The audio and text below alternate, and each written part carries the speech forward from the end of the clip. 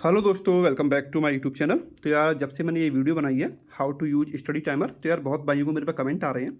And खासकर 2-3 comment ज़्यादा हैं कि इसमें 24 आवर से एएम से पीएम में आप कैसे कन्वर्ट करते हो, यानी कि 12 आवर में कैसे कन्वर्ट करते हैं।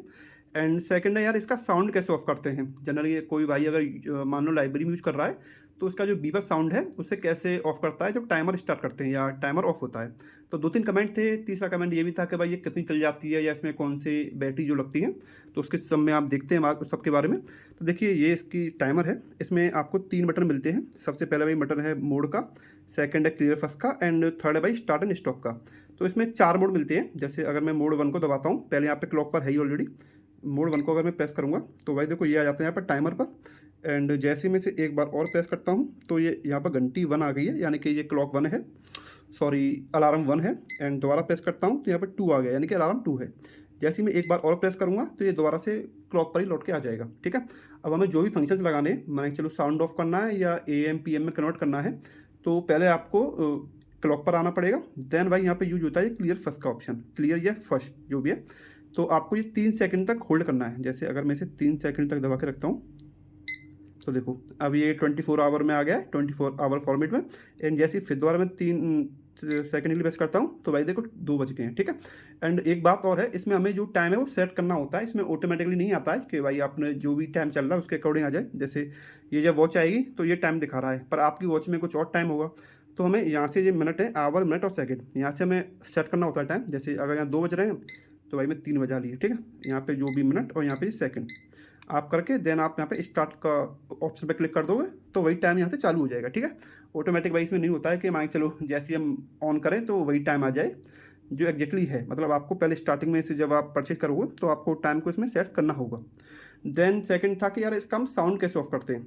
तो देखो आप क्लॉक पर ही हो, जो अगर हम साउंड भी ऑफ करना है तो सबसे पहले हमें क्लॉक पर ही आना पड़ता है। देन अगर आप इसको देखो, अभी इसकी आवाज़ आ रही होगी। जैसे मैं कोई बटन दबा रहा हूँ तो आवाज़ आ रही है।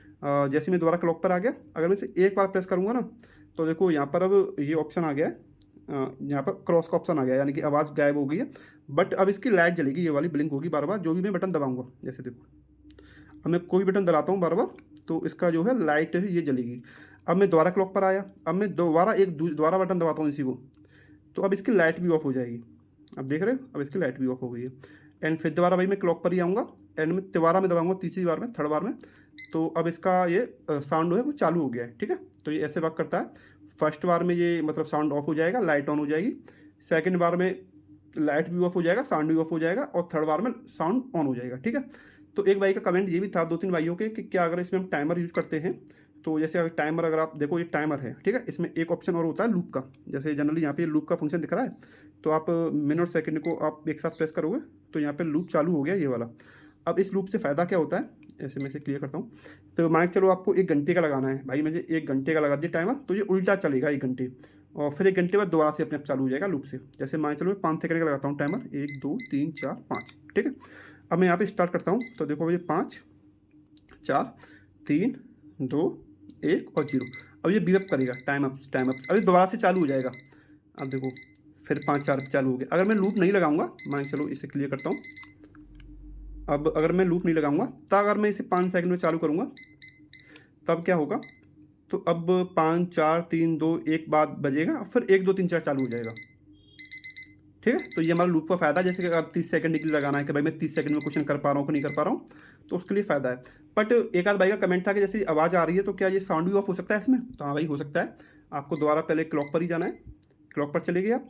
अब आप जैसे यहाँ पे साउंड ऑफ करने के लिए क्या करना होता है, हमें एक बार बटन प्रेस करना होता है। मैंने एक बार बटन प्रेस कर दिया। अब इसकी लाइट ब्लिंक होगी हर बार। तो अगर जैसे मैं टाइमर पर जाता हूँ, अगर मैं हमारे को 3 सेकंड का टाइमर लगा दिया, अब स्टार्ट कर दिया, तो अब आवाज़ नहीं आएगी, पर इसकी जो लाइट है वो ब्लिंक होगी बार बार। एग्जैक्टली होता क्या है, क्योंकि ये लाइट ब्लिंक होती है 1 मिनट के लिए होती है।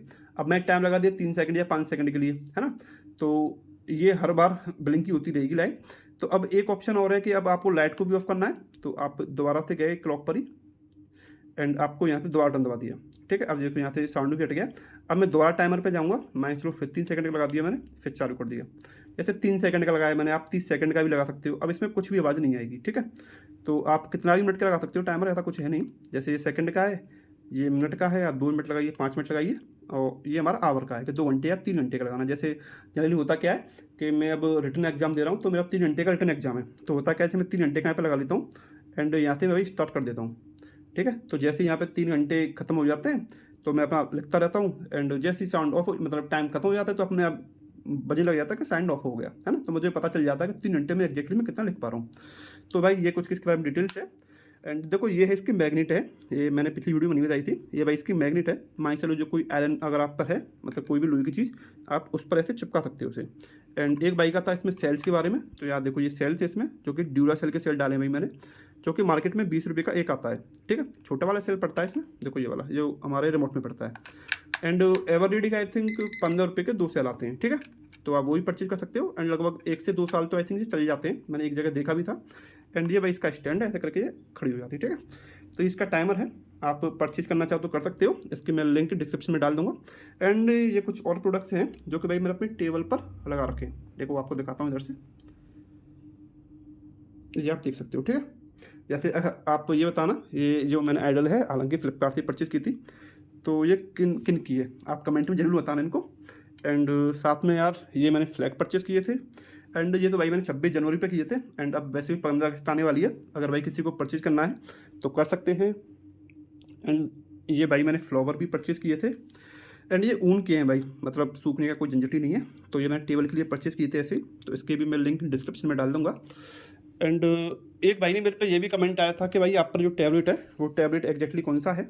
तो देखो भाई ये है मेरा टैबलेट, जो कि भाई सैमसंग S9 FE प्लस, आपको दिखाऊं मैं, ये इसका कवर है जो कि मैंने अलग से परचेज़ किया था आई थिंक 700 रुपये का। ठीक है, एंड देखो ये इसका टैबलेट, हालांकि बहुत स्लिम भी टैबलेट है यार, और ये बहुत बड़ा भी टैबलेट है। एग्जैक्टली जो होता है स्टैंडर्ड साइज होता है वो इतना होता है, मुझे ध्यान नहीं आ रहा है ये कितना बड़ा है, कितने इंच का है यार, ध्यान नहीं आ रहा है। एंड ये सैमसंग एक तो S9 आता है, FE, ये FE प्लस है, यानी कि ऑल लेंथ ही आता है, लंबा आता है थोड़ा सा, है ना।